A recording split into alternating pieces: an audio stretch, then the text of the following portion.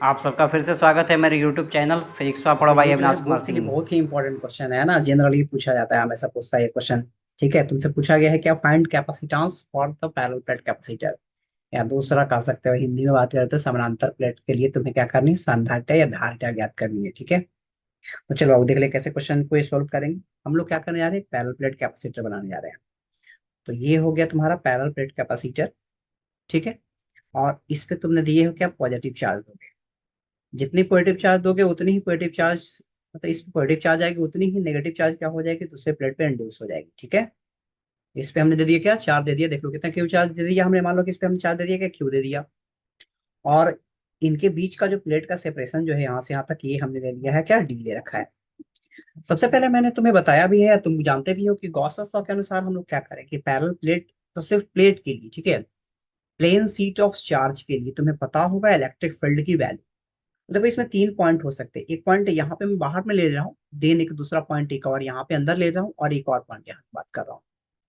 तो अगर बात करो कि ये पॉइंट को मान लो कि तुमने ए पॉइंट लिया, अब ए पॉइंट पे देखो क्या होगा, इलेक्ट्रिक फील्ड इंटेंसिटी इधर इस पे इसको रिपेल कर रही होगी पहले वाले प्लेट से, और नीचे सेकंड वाले प्लेट से क्या होगी, अट्रैक्शन, है ना।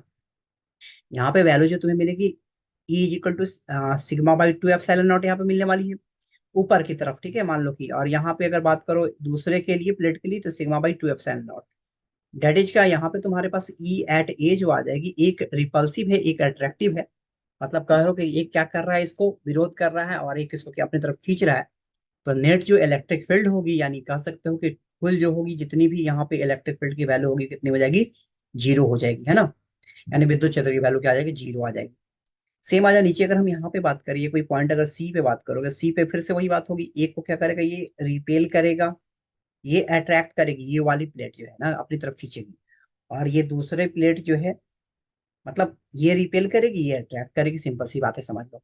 यहाँ पे भी क्या होगी, नेट अगर बात करोगे, यहाँ पे इलेक्ट्रिक फील्ड फिर से तुम्हें क्या मिलने वाली है, यहाँ पे सर फिर से इलेक्ट्रिक फील्ड की वैल्यू हमें क्या मिलने वाली है, जीरो ही मिलने वाली है। अपनी आउटसाइड जो होगी तुम्हारे पास, इलेक्ट्रिक फील्ड की वैल्यू हमेशा क्या मिलेगी, जीरो, क्योंकि तुम्हें पता है कि ये जो इलेक्ट्रिक फील्ड की वैल्यू है ना, ये डिस्टेंस से इंडिपेंडेंट होगी। सेम तरीके से यहाँ पे जितनी रिपल्सन और अट्रैक्शन की वैल्यू हुई, फिर से क्या हो गई, जीरो। लेकिन अगर ये मिड साइड में बात करें, तो मिड पे यहाँ पे अगर मान लो कि हमने कोई पॉइंट ले रखा है, और ये पॉइंट हमने नाम दिया बी, ये वाली प्लेट इसको रिपेल करेगी, जबकि ये वाली प्लेट इसको क्या करेगी, अट्रैक्ट करेगी। ठीक है, इसका मतलब इधर ही लग रही है, is equal to sigma by two epsilon naught लग रही है पहले वाले के कारण से, और दूसरे प्लेट के कारण से भी इतनी ही लग रही है। ठीक ना, यानी ई एट पॉइंट बी पे बात कर लोगे, कितनी वैल्यू आ जाएगी, विद्युत क्षेत्र की वैल्यू जो तुम्हें मिल जाएगी, ये sigma by two epsilon not, और प्लस क्या लिखोगे, sigma by two epsilon not.